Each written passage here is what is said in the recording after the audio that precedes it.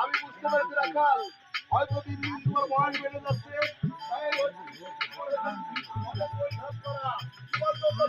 হয়ে যাচ্ছে তাই ভেবে কিন্তু কাজ করবে না। কি করবো আমার বাচ্চা আরো অনেক চাকরি করবে। আরেক কথা শুনতে আমার আবার তোমার আমার বাড়ির